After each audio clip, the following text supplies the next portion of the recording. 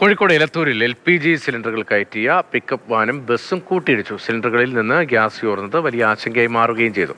സമീപത്തെ സ്കൂളുകളിൽ നിന്ന് കുട്ടികളെ സുരക്ഷിത സ്ഥലത്തേക്ക് പെട്ടെന്ന് മാറ്റി.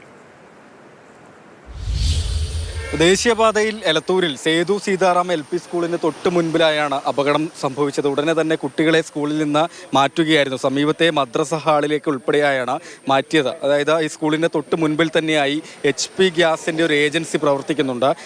അവിടെ നിന്ന് ഗ്യാസ് സിലിണ്ടറുകൾ നിറച്ച് ഇറങ്ങിയ പിക്കപ്പ് വാനാണ് അപകടത്തിൽപ്പെട്ടത്. കോഴിക്കോട് നിന്ന് കണ്ണൂരിലേക്ക് പോവുകയായിരുന്ന സ്വകാര്യ ബസ് ഈ പിക്കപ്പ് വാനിൽ ഇടിക്കുകയായിരുന്നു. അശ്രദ്ധമായി ദേശീയപാതയിലേക്ക് പിക്കപ്പ് വാൻ കയറ്റിയതാണ് അപകടത്തിന് കാരണമായതെന്ന് ദൃക്സാക്ഷികളൊക്കെ പറയുന്നുണ്ട്. ആ വണ്ടി അവിടുന്ന് ഇങ്ങോട്ട് റോങ് സൈഡ് കയറിയതാ സംഭവം. ആ ഗ്യാസും വണ്ടി അല്ല, വേറെ ഒന്നല്ല. അതിന്റെ മുന്നേ ഒരു ആപ്പ പോയിന് വരെ അതും കഴിച്ചിലായതാണ്.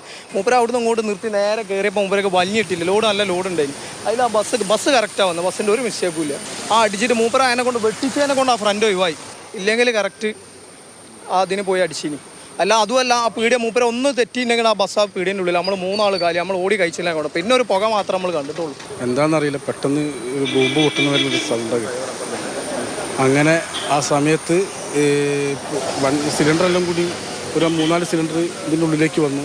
നിങ്ങളുടെ വണ്ടി വന്നിടിച്ചു? വണ്ടിക്ക് വന്ന് തട്ടി. അതേമാതിരി തന്നെ വണ്ടി തട്ടിയല്ല, ഇതിൻ്റെ ഉള്ളിൽ തന്നെ ഭയങ്കര സ്പാർക്കിംഗ് ഉണ്ടായിരുന്നു.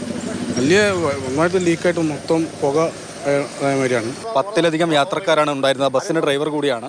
എന്താണ് സംഭവിച്ചത്? നിങ്ങൾ വേഗതയിലായിരുന്നോ? ഇല്ല, വേഗതയിൽ നിന്ന് കുറവായിരുന്നു. നല്ല മഴയായിരുന്നു. അതുകൊണ്ട് വേഗത വളരെ കുറവായിരുന്നു.